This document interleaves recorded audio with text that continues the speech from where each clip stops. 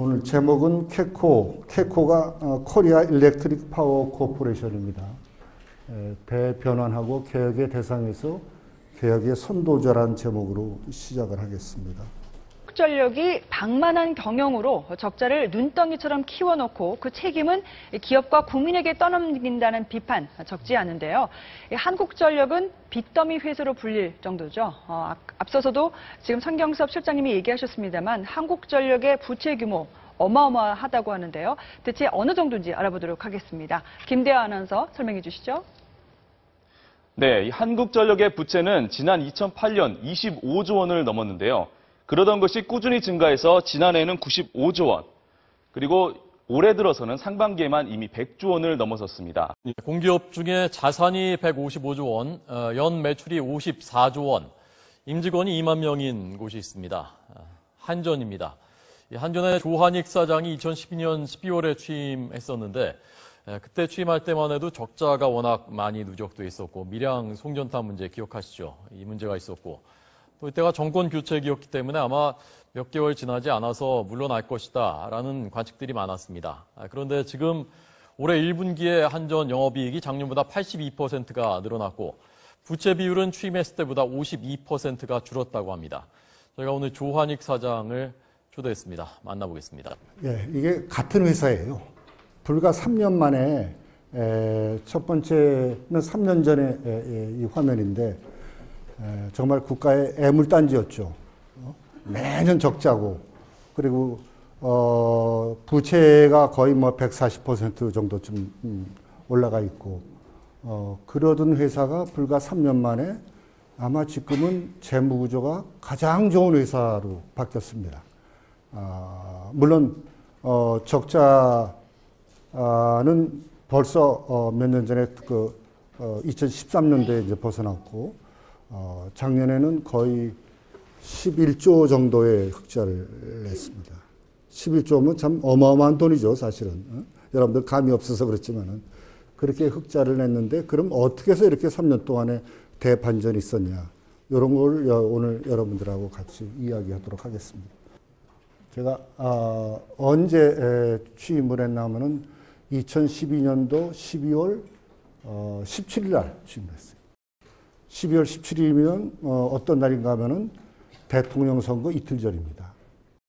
이틀 전이니까 이틀 지나면은 정권이 바뀌는 그런 때에 제가 취임을 한 거죠.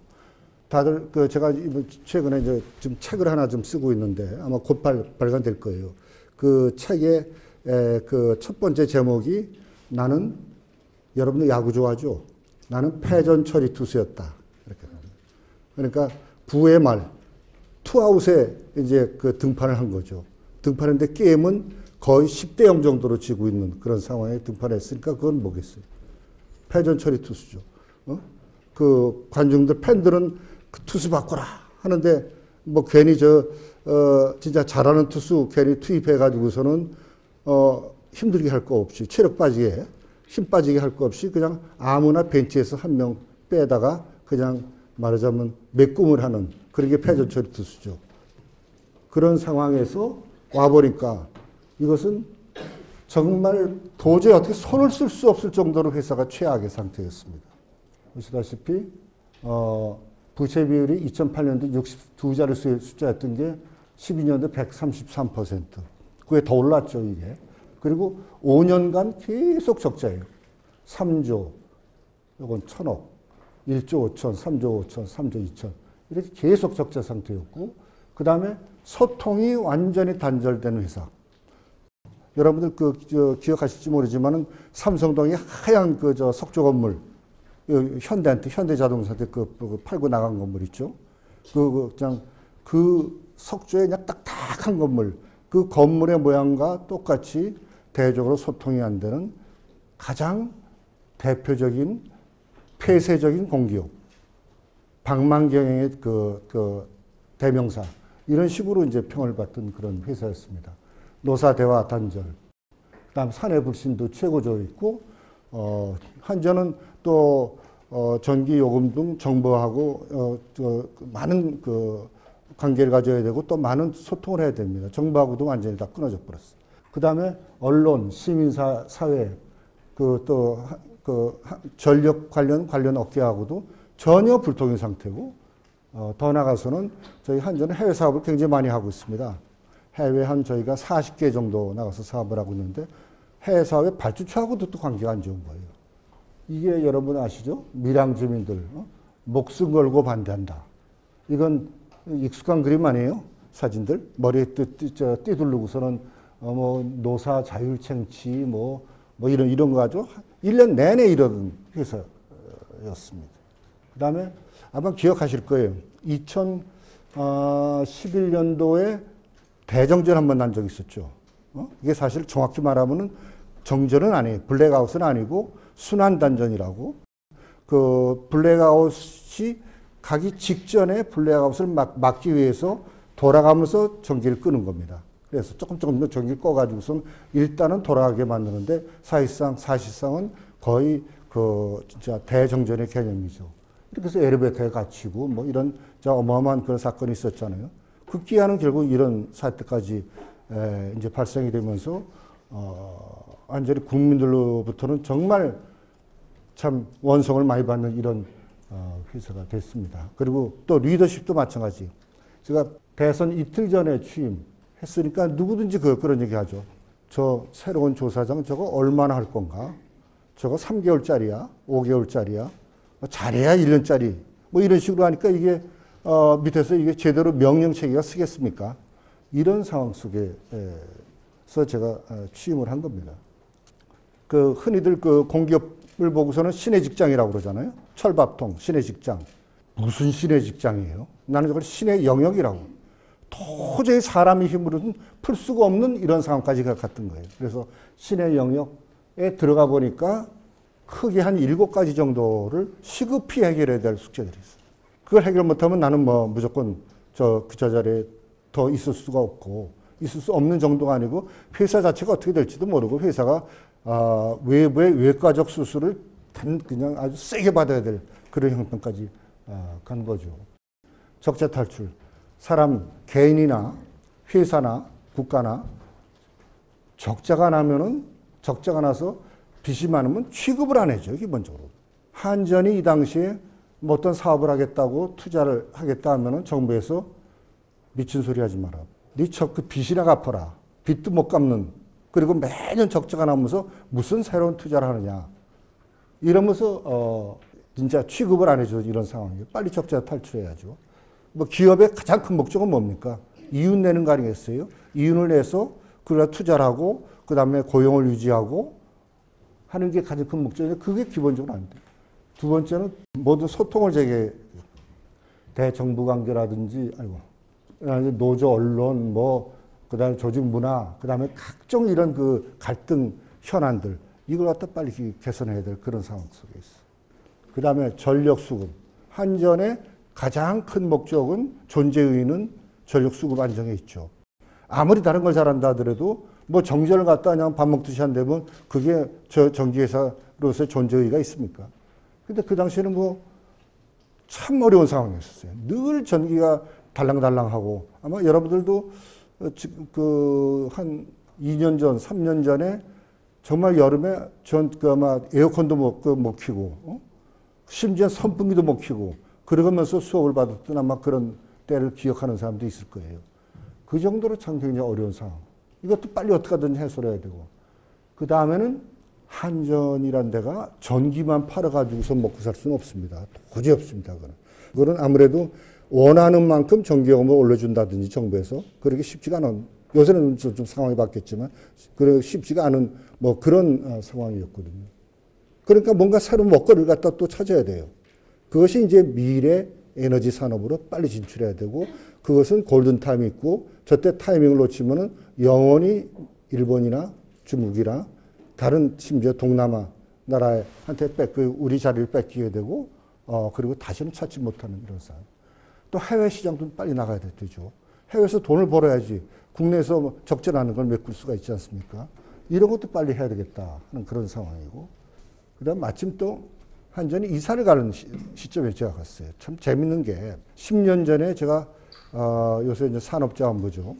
산업자원부 차관을 하면서 공공기관 지방 이전을 갖다가 제가 의사결정하는데 참가를 했어요.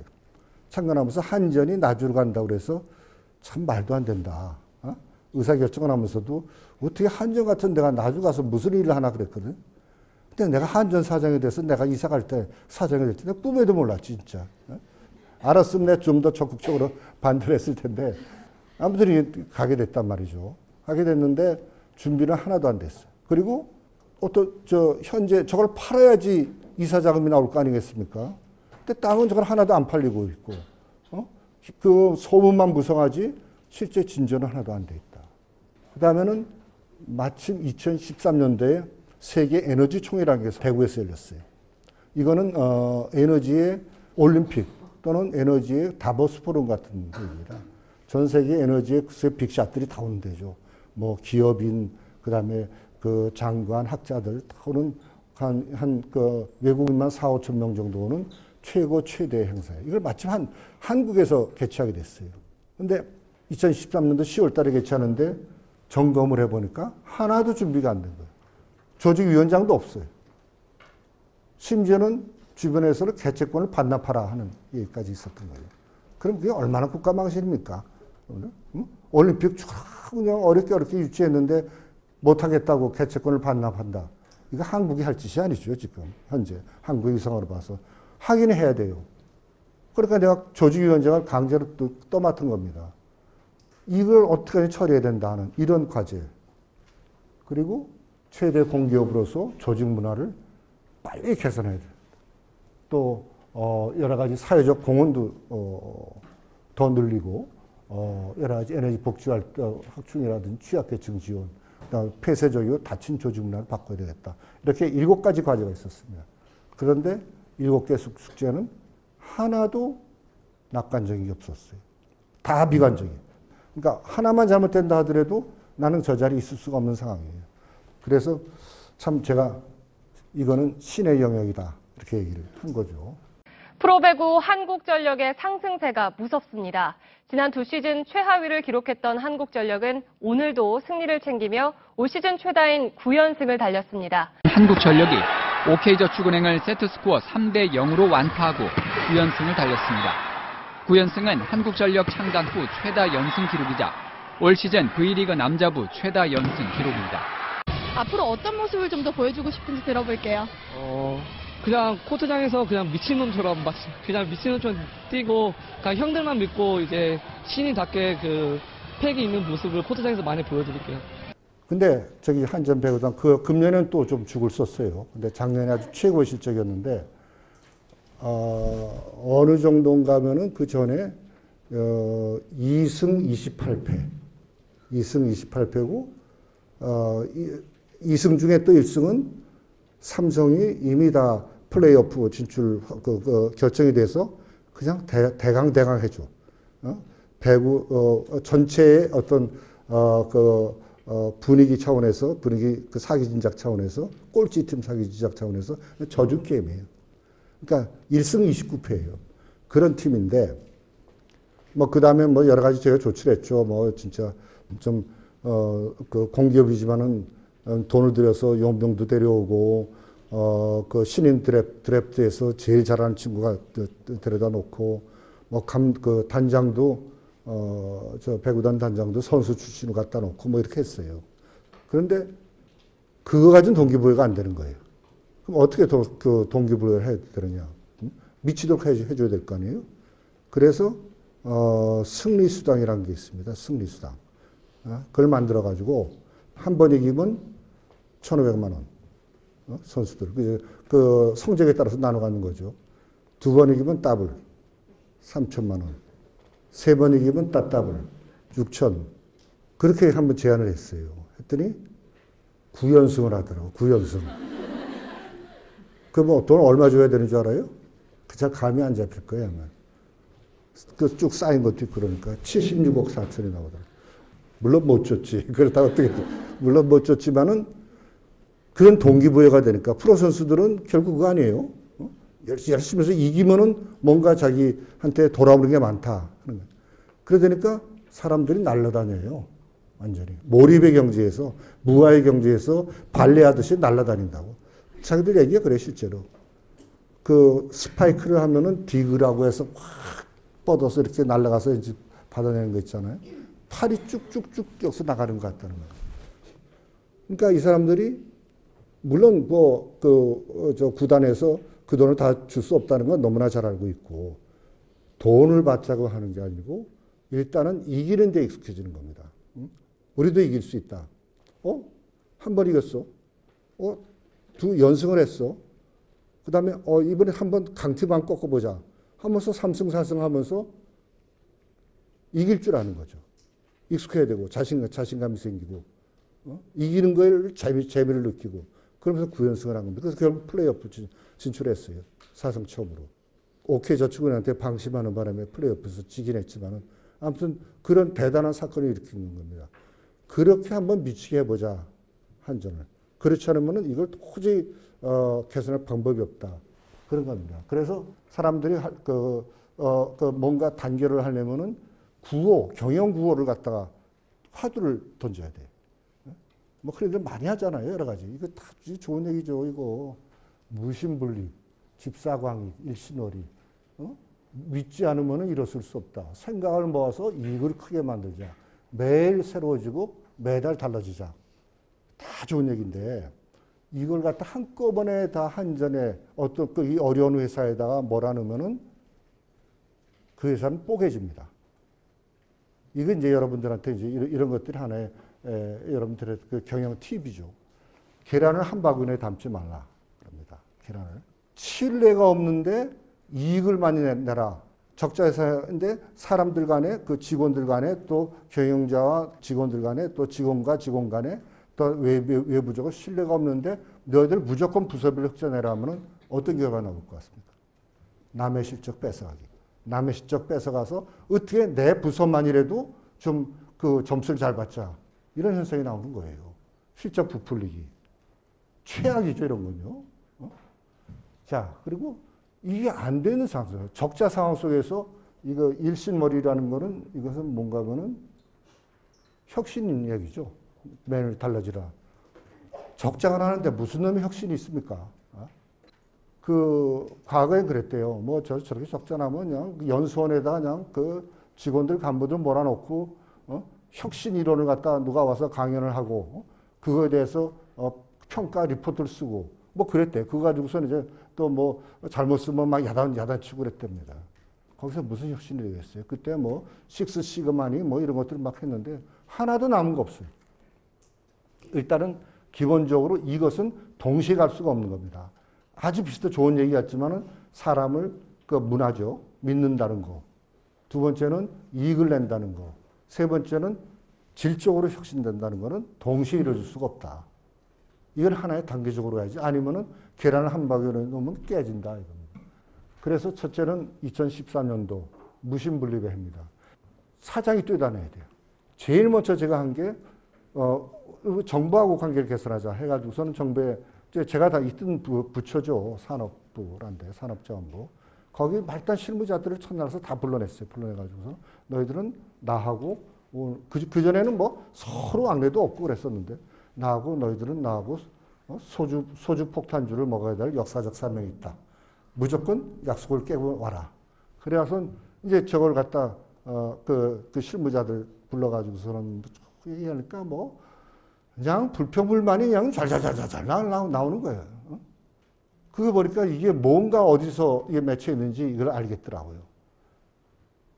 그래서 그 시작을 하고 그다음에 그 국회라든지 또 저 언론이라든지 NGO라든지 늘 한전에 대해서 항상 하이에나가 될 수 있는 이런 조직들을 다 찾아다녔습니다. 언론 같은 데 제가 과거에 저 정부에서 대변인도 하고 그래가지고서는 언론 쪽에 네트워크가 좋아요. 그러니까 열심히 다니면서 차츰 이제 그 사정을 인식을 시킨 거죠. 협력업체들.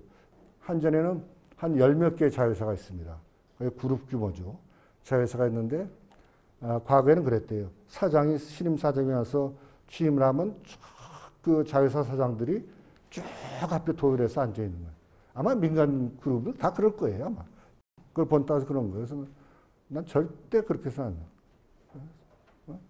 내가 나중에 따로 만날 테니까 절대 내 취임식에 와서 그런 거 하지 말고, 그리고 또 이 사람들하고 앉아서 회의하는 것도 마치 군대에서 사단장하고 중대장, 연대장 쭉 앉아 있는 식으로 그런 것보다도 원탁으로 하자 하면서 하나하나 이제 바꿔나가기 시작을 한 거죠.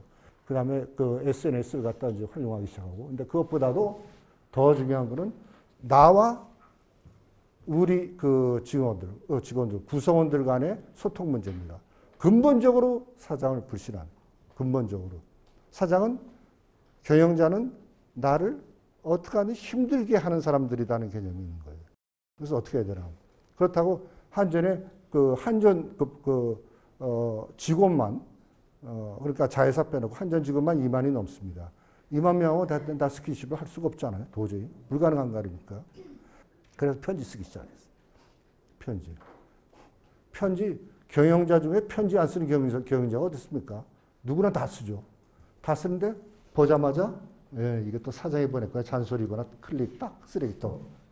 그래서 그 쓰레기통 안 들어가려면은 이건 흥미를 보여야 될 거 아닙니까? 그래서 이제 살살 이제 그 재밌는 이야기를 쓰기 시작한 겁니다. 옛날에 젊었을 때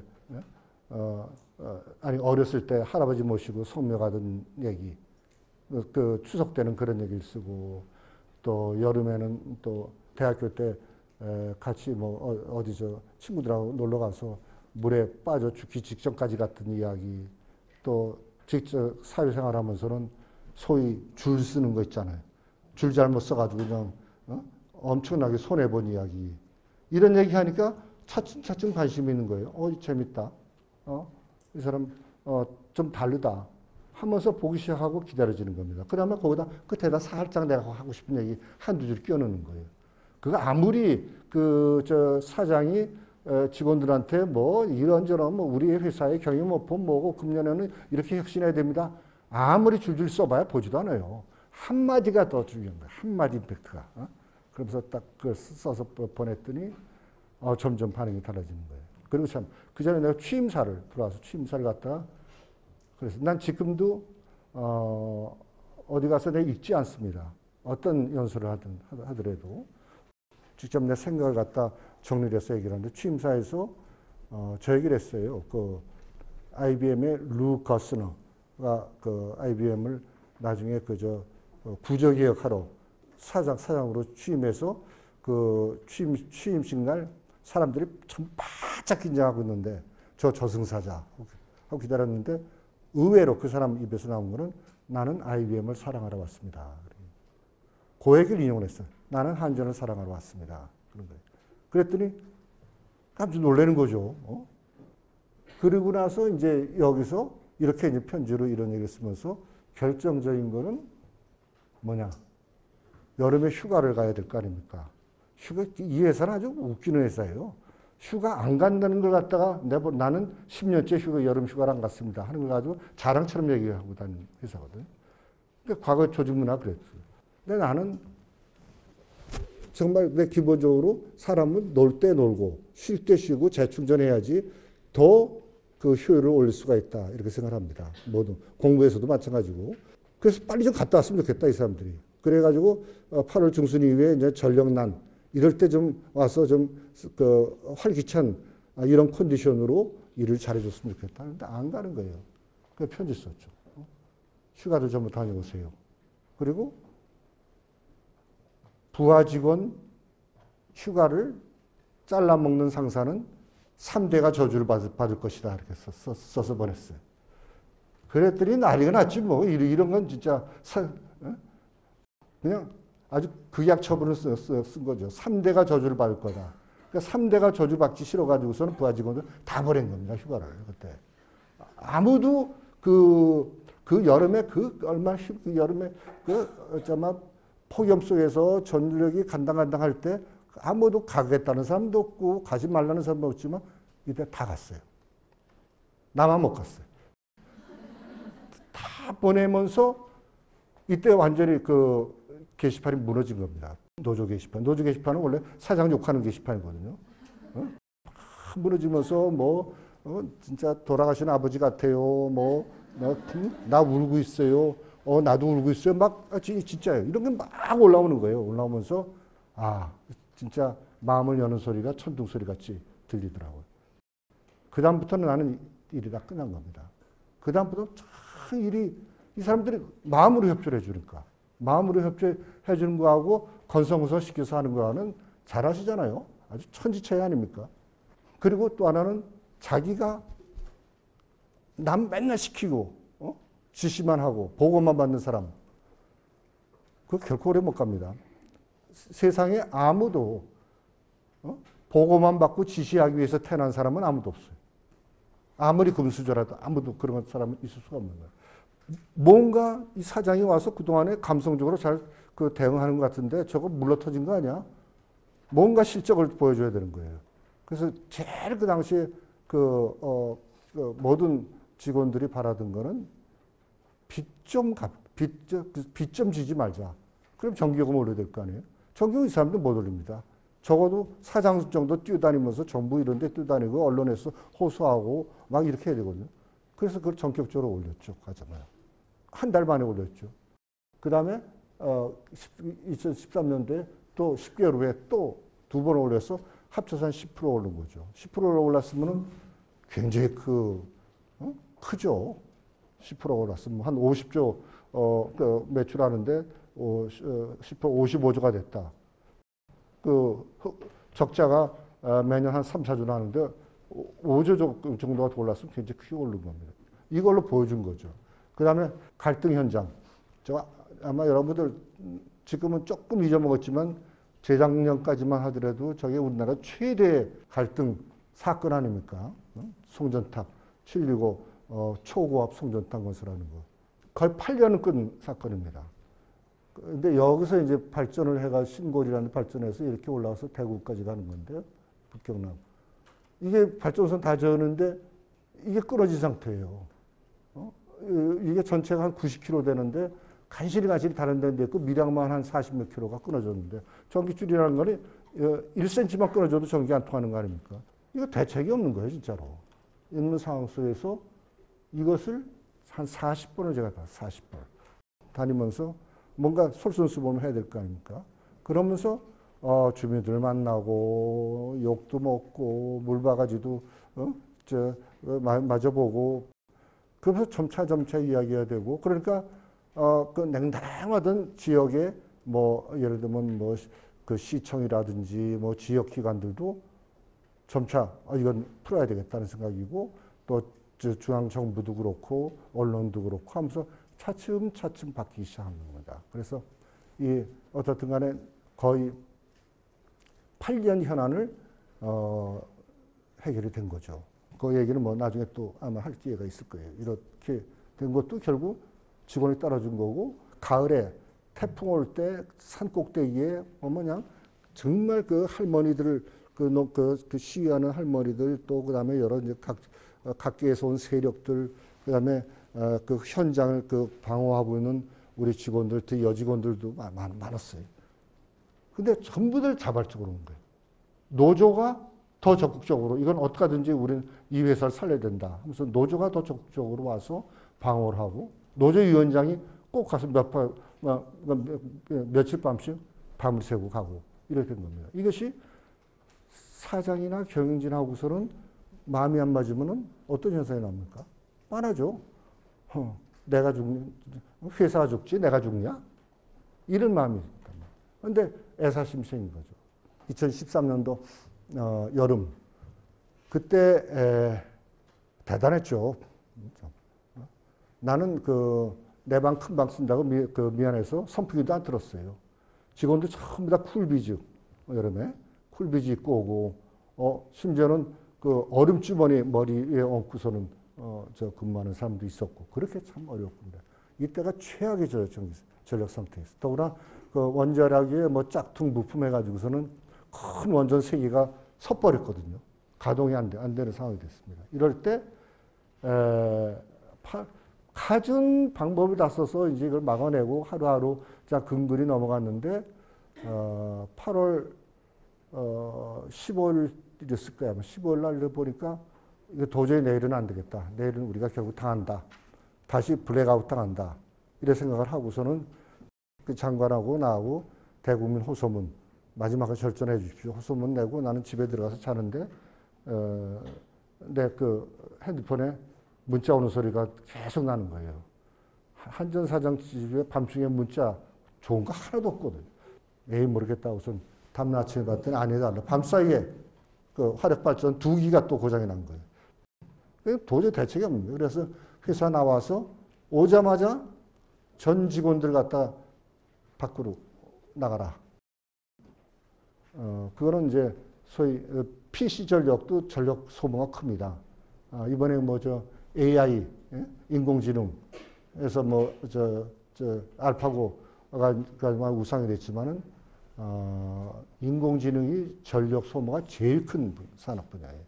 그만큼 컴퓨터 분야가 전력 소모가 크기 때문에 PC 전력, 그 PC를 안 쓰는 것도 전략하는 데 도움이 돼 나가고 그것보다도 왜 내보냈냐면 2만 명이 전부 다 나가서 평소에도 이런 캠페인을 많이 했어요. 많이 했지만 지금 그런 상황이 아니거든요. 일반적인 대중을 상태로 캠페인하면 내내 알았습니다 하면 안 해. 나 하나쯤은 안 한다고.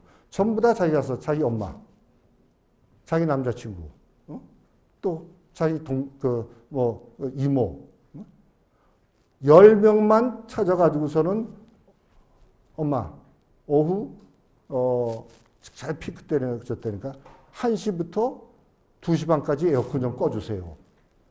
얘기를 하는 거야. 그거 듣지. 딸이 와서 엄마 해주면 듣죠.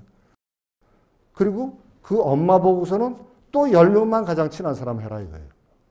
그럼 얼마가 되겠습니까? 메시지가 나가는 게 2만 명이 다 나가서 뛰는데 20만? 2만 곱하기 10명 20만이죠. 20만에 또 10명씩 하면 200만이죠. 200만이 확실한 절전을 해주는 거예요. 가장 피크 때. 그것만 넘기면 되거든요. 아주. 그 다음에 어차피 또 저절로 떨어지니까. 그렇지만 전기랑은 한순간이라도 꺼지면 이거는 큰일 나는 상황이니까.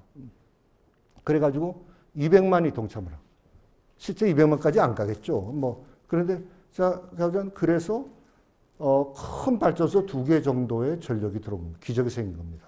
거기 다 이렇게 이제, 창왕실에 앉아있으면 그냥 전기 수요가 올라가는 게 꼴꼴꼴 막 올라간다고요. 올라가고, 그럼 이제 우리가 또 각종 기법이 다 들어가면 그렇게 또 뭐 막 싸우고 뭐, 그러다 결국은 오후 1시, 2시 되면 확 올라가는 거거든요. 근데 이게 1시가 됐는데 확 올라다 툭툭툭툭 떨어지는 거예요. 그게 기적이에요. 그게 기적이 되면서 넘기는 겁니다. 그걸 정말 거의 한심한 상황을 국민들의 절전으로 넘긴 거예요. 하지만 국민 절전을 평소에 아무리 캠페인하고 아무리 그 SNS 메시지를 띄우고 방송에 나서 얘기한다 하더라도 안 되거든요. 진짜 자기가 필요한 10사람. 그 10사람이 또 10사람. 그러니까 그게 작용을 한 겁니다. 그 절전 파도 타기라고 하는데 이것도 결국은 믿기 때문에. 이제 회사가 뭐 좀 되려고 하는데 여기서 이렇게 해서 또 국민한테 버림받는 회사가 된다면 우리는 다시 영원히 못 일어나고 결국은 강제 외과 수술을 당할 거다 하는 것 때문에 된 겁니다. 세계 에너지 총회 문제. 이것도 참 아무것도 안 돼 있었어요. 아무것도 안 돼 있었는데 아무튼 전 세계의 한전 조직망을 다 불러들이고 전부 다 발로 뛰고 내 자신이 중국 가고 일본 가고 이건 전략이 필요한 겁니다. 이건 어떻게 하든 중국을 끌어와야지 일본이 들어오고 일본을 끌어와야지 동남아가 들어오고 그러면은 러시아가 들어오고 유럽이 들어오고 미국이 들어오게 돼 있거든요. 몇 번 중국 가가지고서는 사정하고 허리 굽히고 일본 다니고 뭐 이러면서 단계적으로 조금 하다가 마지막 때 가지고서는 한 달 전부터 이거 커브가 이것도 확 이렇게 오르는 거예요. 마치 그 영화 감독이 초임 영화 감독이 입봉한다고 그러잖아요. 그 영화를 하나 만들어 놓고서는 이거 극장에 사람이 얼마나 오나 볼 때 예의장 깜짝 놀라게 그냥 막 구름대 같이 몰려온다. 그때 참 그 환이란 건 말도 못 하잖아요. 이번 딱 그런 케이스가 됐어요. 사상 최고 최대 4,000명 정도 다른 데 오는 게 7,500명이 오고. 그렇지만 이게 물론 우리가 굉장히 노력한 것도 있지만 내가 그건 2부에서 할 얘기인데 왜 이렇게 많이 왔냐 하는 얘기는 에너지의 급변동, 격변 시대이기 때문에 온 겁니다. 아무튼 이렇게 해서 이것도 성공을 하고 이게 다 같은 애 있었던 거예요. 그리고 이거 대구고 이거 밀양이에요. 대구하고 밀양이 40분 차이 납니다. 40분밖에 안 걸려요. 그러니까 아침에는 그 대구에서 NH총회 한다고선 조직위원장으로 정정 탁 하고 사람들 맞다가 오후 되면은 밀양 가가지고서는 완전히 전투복 차림으로 또 뭐 그렇게 하고 Back to the future, Back to the past 막 왔다 갔다 하면서 그러면서 이걸 지난 겁니다. 2013년도 10월 달쯤 되니까 그의 전망을 한 2천억 정도 적자가 날 것 같습니다. 그러더라고요. 2천억.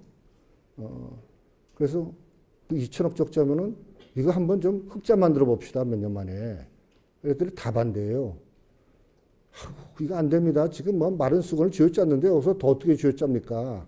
안 됩니다. 차라리 금년도 싹 적자 내고 쓸 거 다 쓰고 내년도에 여러 여건 좋아지면 내년도 흑자 냅시다. 그러더라고요. 안 된다. 한번 해봅시다. 그러면서 한 얘기야. 수석 불합격하고 꽁치 합격하고 어떤 게 낫냐. 꽁치 합격하고 수석 불합격 천지 차이 있는 거 아닙니까? 합격과 불합격이 갈리는 건데. 그래서 했더니 진짜 별별 걸 다 찾아내더라고. 별별 걸 다 찾아내면서 결국 흑자를 만들었어요. 2천억 정도 흑자를. 2천억 적자에서는 흑자를 만든 거라. 만일에 그때 그냥 놔두고 2013년도에 그냥 적자를 내버려뒀으면 14년도 흑자가 났겠냐? 난 절대 못 났을 거라고 봅니다. 그것이 아까 배구 있죠? 한번 이겨보고 한번 해볼 수 있다 하는 그런 마음이 생기니까 그 다음에 우리도 어려운 상황 속에서 흑자를 냈고 밀양도 해결했고 세계 NH총회도 해결했고 전력난도 해결했고 하니까 이제 한번 해보자 하면서 2014년부터 회사가 반듯하게 되고 흑자가 많이 나기 시작하고 물론 뭐 유가가 떨어졌다든지 뭐 이런 그 외부적 요인도 크지만은 아무튼 흑자가 제대로 자리 잡기 시작을 한 겁니다. 그 과정에는 뭐 자회사 지분 매각하고 수익 구조 개선하고 뭐 여러 가지 방법들이 있는데 어쨌든 간에 흑자를 냈다는 것이 굉장히 큰 의미가 있고 그 다음에 이제 두 번째 2014년도 집사광이 이제 제대로 한번 이익을 내보자 생각을 모아서 이제 신뢰에 기반은 되어 있거든요. 그래서 여러 가지 우호적 경영 여건은 유가나 환율 이런 걸 이용을 해가지고서는 최초로 1조 원 클럽에 이제 가입을 한 겁니다. 그 다음 부채 비율은 툭툭툭 떨어지죠. 그 다음에 이때부터 이제 한전이 주위에서 평가가 달라지는 거예요. 언론에서도 그 대통령 공기업 한전처럼 계약하라 하는 이야기가 나오고 밖에 나가면 우리 직원들 밖에 나가면은 인제는 인정을 해주거든. 야, 요새 한전 잘하더라. 너희 사장 뭐 하는 것 같더라. 뭐 이러면서 이제 애사심이 생기는 겁니다. 그래서 부채를 갖다 많이 감축을 하고 이 과정에서는 뭐 성과급이나 임금 인상분 반납하고 이런 것도 있었지만은 서서히 안전 기반을 쳤고 그 다음에 UA를 제가 이제 다닌 겁니다. 이게 이제 아랍에미리트에 우리 원자력 4기를 짓고 있는데 1,400메가짜리 이거 어마어마한 큰 거죠. 세계에서 제일 큰 이거 4기를 짓는데 여기 한번 여러분 가보시면은 대한민국 사람이라는 게 정말 프라이드를 느껴요. 몇천 명의 외국 근로자들이 꼬물꼬물 여기 앉아가지고서는 서서히 그 콘크리트 타설하고 그 다음에 이것들이 쭉쭉쭉 하루가 다르게 올라가면서 돔이 올라가고 이것도 처음에는 굉장히 대화가 안 됐어요. 저쪽 CEO하고. 그리고 저게 안 되는 거예요. 그 UAE라는 데는 그 경험이 없으니까 전부 미국이나 유럽의 용병들을 갖다 이제 매니저로 쓰는데 얘네들은 한국 사람 무시하기를 갖다 정말 안 입고 올 정도로 무시를 하고 그랬습니다. 왜냐? 한국 사람은 영어도 잘 못하고. 그리고 우리는 어떤 스타일인가 하면은 원자력 발전소 한 기를 완성하려면은 이 도움에 먹은 소주로 꽉 채워야지 한 기가 완성된다. 이런 얘기를 한다고요. 뭐냐? 신바람이 나야 한다 이거죠. 할 때 열심히 하고 밖에 나가서도 한잔할 때 하고 그렇지만 이 사람들의 미국이나 영국의 감독관들의 과학적 그들만의 합리적 사고방식이 하면 도저히 이해가 안 되는 거죠. 그러니까 맨날 업무적 충돌이 생기는 거예요. 그래서 맨날 워크스탑, 중단이 되고 막 이런 상황 속에서 뛰어들어갔어요. 뛰어들어가서 자기 사람들하고 이야기하고 뭐 그런 거 우리 그 직원들 이제 거기 파견나간 직원들 이제 격려해주고 그러면서 이제 정상으로 돼서 지금은 전 세계에서 유일하게 공정을 맞추는 단 하나의 원자력 공정 행정이 여기입니다. 유일하게 할 수 있는. 그 어렵던 전력사정이 마치 안개 사라지듯이 전혀 문제 없는 상태로 돼버린 거예요. 2013년 여름을 지나고 나서 한 번도 전력 문제 때문에 고생을 해본 적이 없습니다. 오히려 저기 안 팔려서 걱정이에요.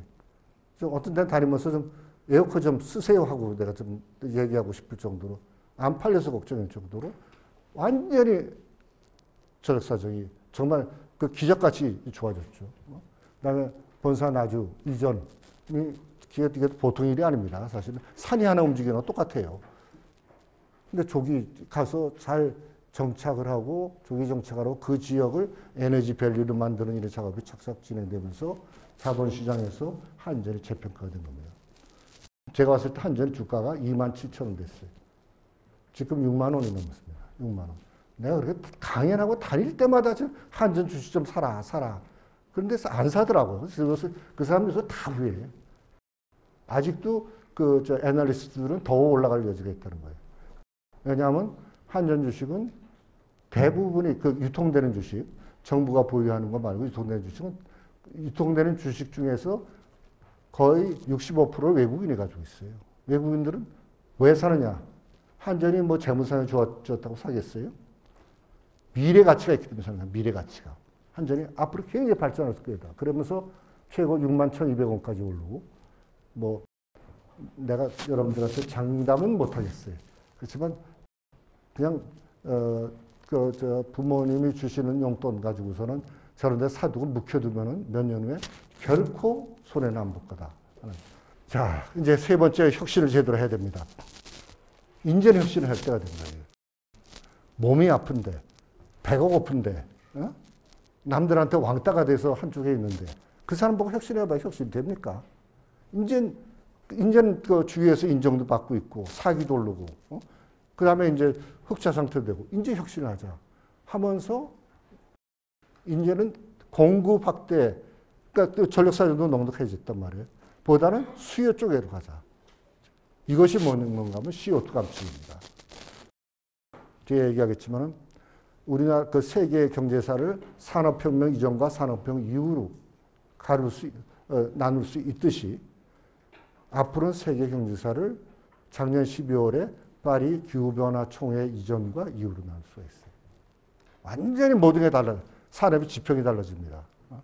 약 100년 동안에 세계 온도가 0.85도 올라갔는데 해수면은 18cm가 올라갔어요. 18cm가.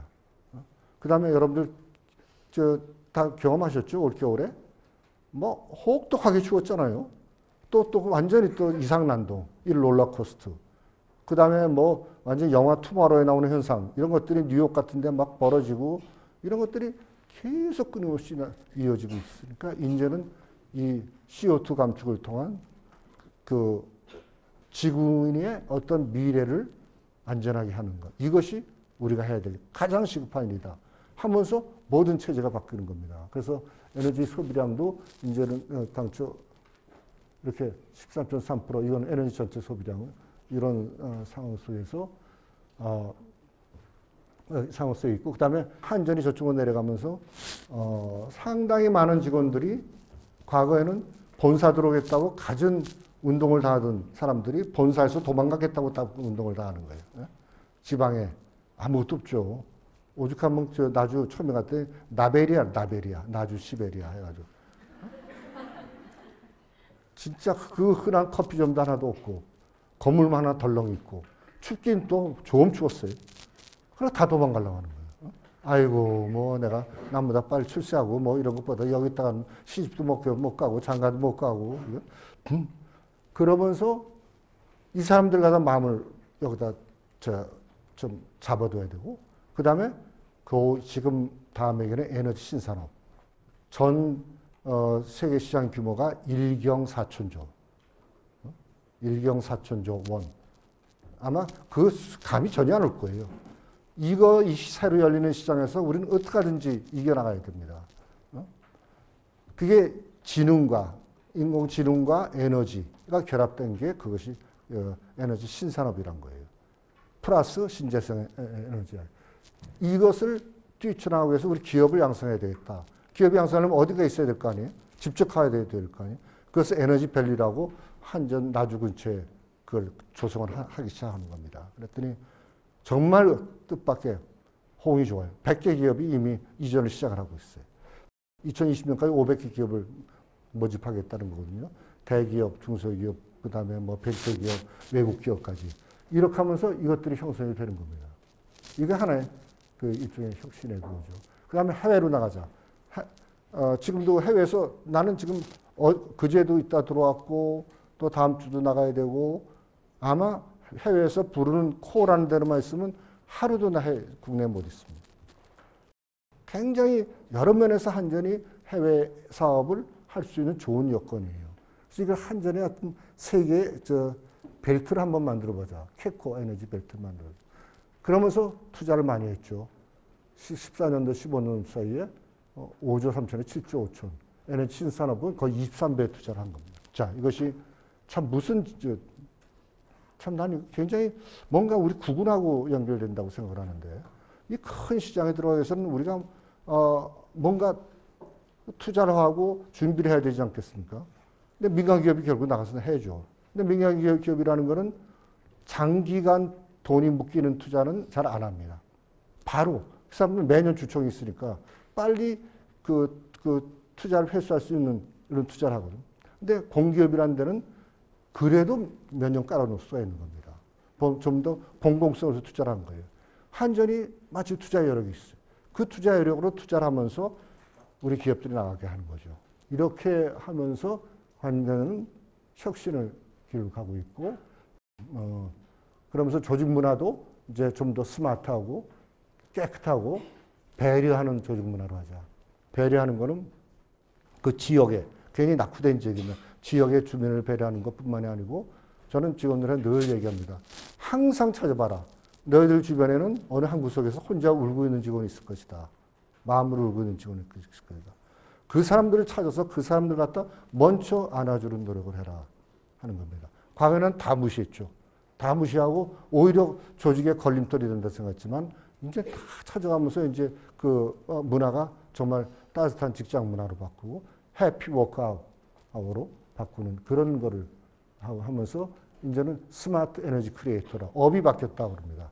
과거에는 전기를 어떻게 하든지 빡빡 공급하는 거지만 이제는 새로운 어떤 전력 수요 관리를 위한 스마트 그리드라든지 전기 저장 시스템이라든지 마이크로 그리드라든지 이런 거 또 신재생 에너지라든지 탄소 감축 각종 산업들을 갖다 육성을 해서 그 육성하면서 한전의 새로운 업을 만든다. 지금부터는 이제 에너지 얘기로 들어갑니다. 이런 상황에서 한전이 이렇게 하면서 새로운 에너지 세계에서 그 역할을 하게 됐다는 이야기를 하고 이것이 뭔가 참 무서운 구군 아닌가 이런 얘기를 합니다. 세계는 유계 물결이라고 합니다. 매년 컨트라트 F 장기 경기 순환론에 따르면 50년 내 60년마다 사이클이 있어요. 사이클이 있는 게 첫 번째는 산업화 이전에 수력 능력 교육이 딴 산업화되면서 1의 물결이 수력 면화 철, 2가 전기기관 철도, 3이 에디슨 때 전기, 4가 소유자동차, 5가 정보통신. 그리고 정보통신 시대가 점점 저물어 가고 있어요. 그 자체로서는 돈을 못 버는 거예요. 통신 사업 가지고는.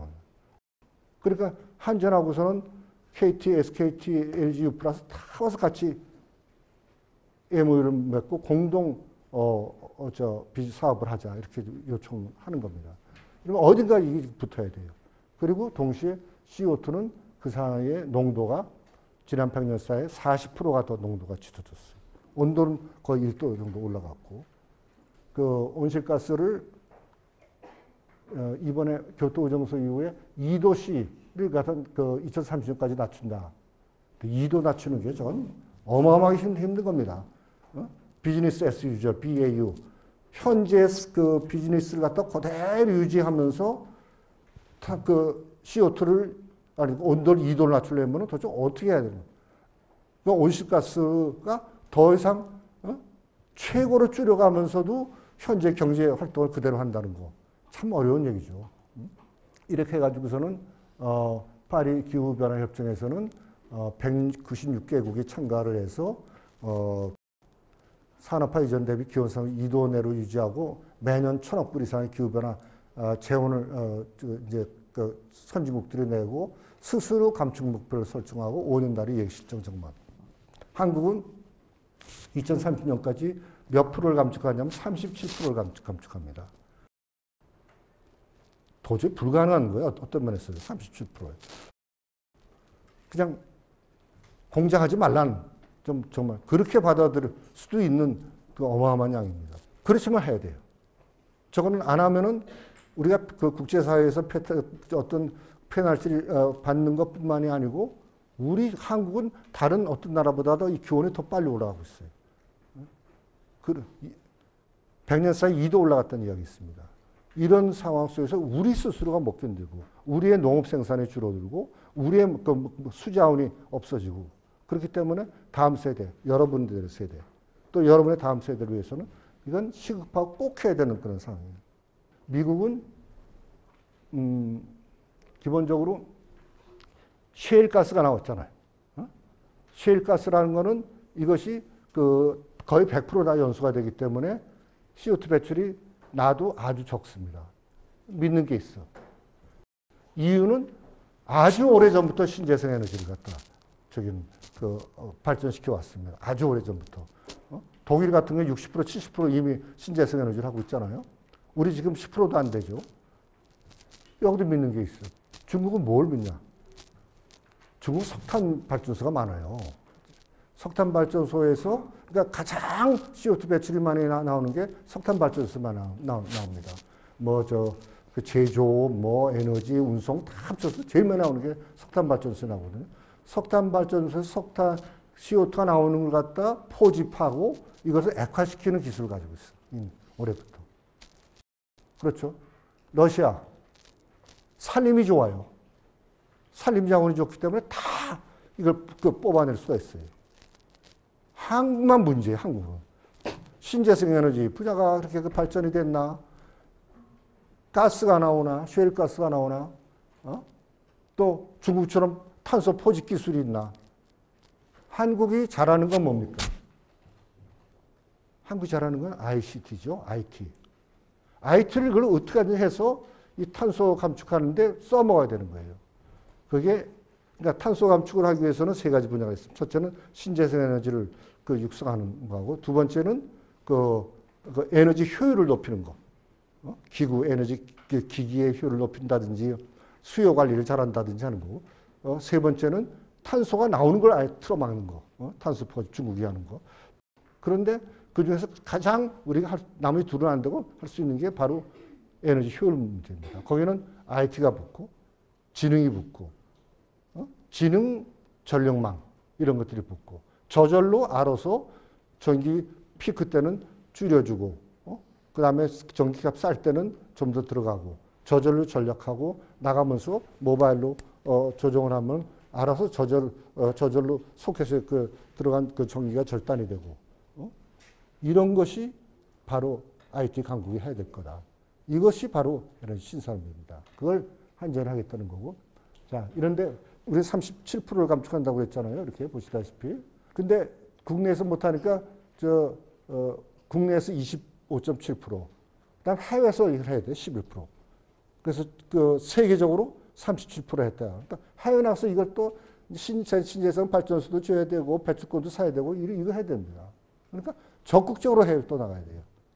그러니까 이것이 바로 한국, 다른 나라도 그렇지만 한국도 특히 더 그런 게 완전히 전과 후는 다른 세계가 된다 이겁니다.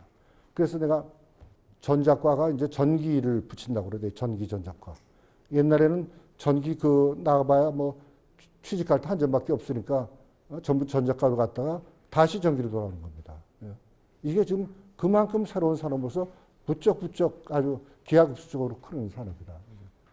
이렇게 이제 탄소 배출이 되고 여기 이제 아까 말씀드린 거죠. 그래서 거의 전력 부분에서 1억 톤 정도를 지금 감축을 해야 될 이런 상황이에요. 그러니까 1억 톤 감축하기 위해서 많은 그 기기라든지 기술이라든지 시스템이나 소프트웨어 이런 게 다 들어갈 거 아니에요. 이것이 대통령이 저기서 파리 총회에서 얘기한 한국만 하더라도 이거 가지고 100조 시장, 50만의 신규 인력을 갖다 고용하게 한다. 이겁니다. 여러분들이 얘기하면 이렇게 구체적으로 처음 들어봤을 거예요.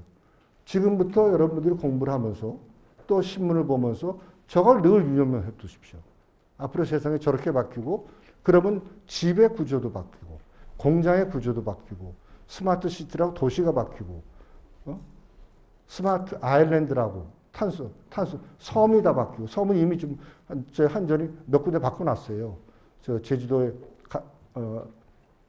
가파도 진도 앞에 가사도 이런 거 다 완전히 저 섬으로 저 에너지 자립성으로 바꿔놨거든요. 석기 시대가 돌이 다 없어졌기 때문에 석기 시대가 끝난 게 아니다. 화석 연료가 다 없어졌기 때문에 에너지 신산업으로 들어가는 게 아니다. 아직도 많이 남아있어요. 50년, 100년 남아있지만은, 이제는 그것 때 풍풍 떼면서, 온실가스 풍풍, 배출해가지고서는 지구가 완전히 비닐하우스로 덮여가지고 헉헉거리고, 그것 때문에 식량도 떨어지고, 물도 생산이 안 되고, 그 꼴을 보기 전에 빨리 바꿔야 된다. 이겁니다.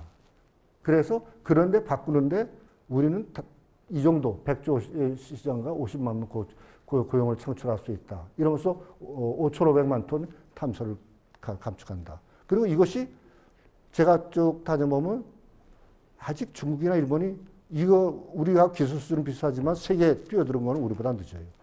그러니까 굉장히 좋은 찬스가 있다 이겁니다. 제가 뭐 이란도 다니고 인도도 다니고 뭐 정신없이 다니는데 다들 원하는 게 이거예요 지금요.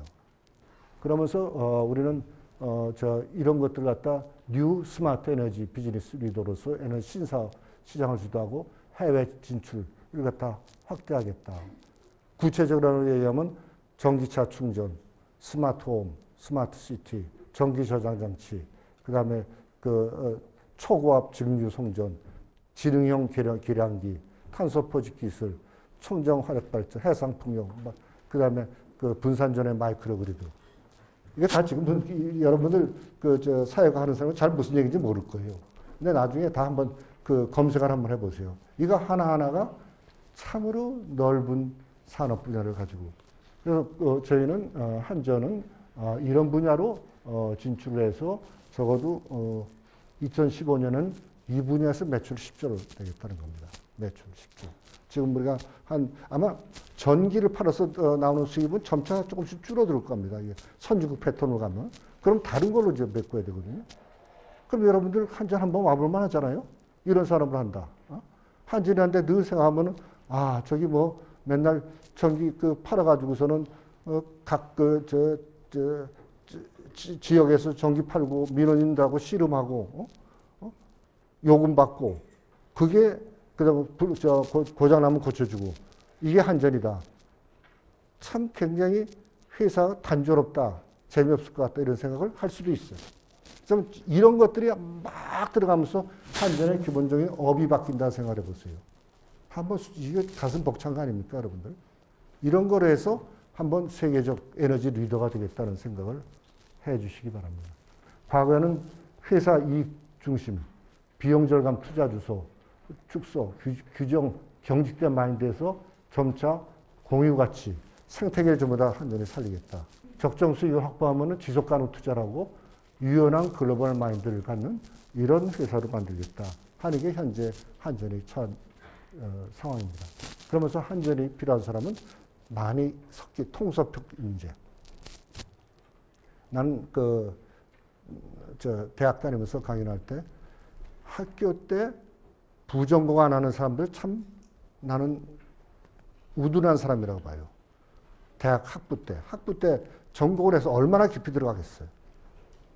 나중에 입사시험 칠 때 전공 지식 물어가지고선 당락 결정하는 거 별로 없습니다. 그 사람이 얼마나 응용력이 있느냐. 또 그 주어진 공격적 질문에 대해서 어떻게 순발력 있게 대답하느냐. 이것 따라서 결정이 되거든요. 그런 사람들은 많은 지식이 있어야 돼. 안에서 스스로 들어와서 뭐 경제학 지식도 있어야 되고 철학 지식도 역사도 있어야 되고 더 나아가서는 기초적인 이공학적 지식도 있어야 되고 잡탕으로 막 그 많은 지식을 가지고 그것이 섞여 있을 때 그런 사람이 회사가 필요한 사람들입니다. 신입 사원들 오면 꼭 강연을 해주는데 꼭 짓궂게 한두 명 불러요.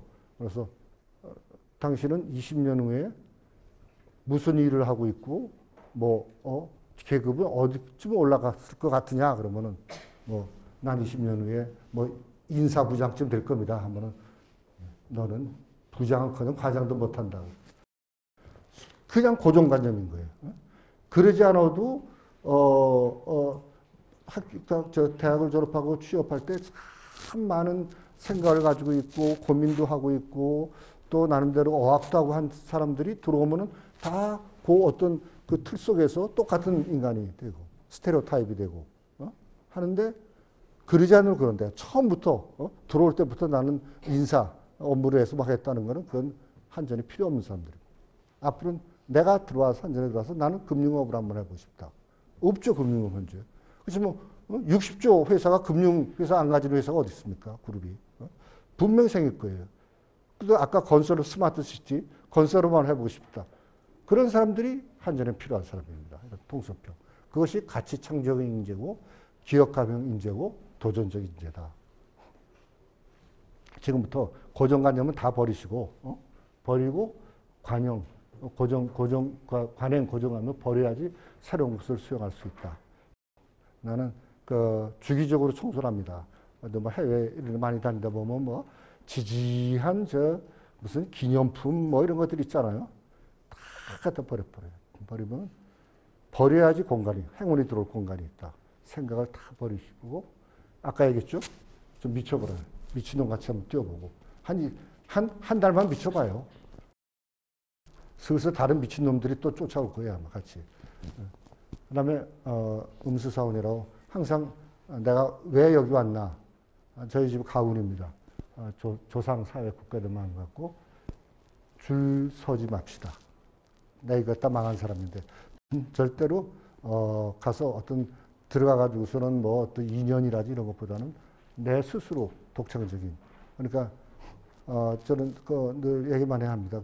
간부들한테 엉뚱한 소리 하는 직원들 있으면은 기죽이지 말고 어떻게 하는지 격려해줘서 걔네들이 이 회사에 새로운 바람과 새로운 아이디어를 만들어주는 그런 사람이 되도록 하라 이렇게 합니다. 자, 이걸 끝나고 여러분의 건승을 기원하고 여러분들이 우리 회사도 좀 많이 들어와 주셨으면 좋겠습니다.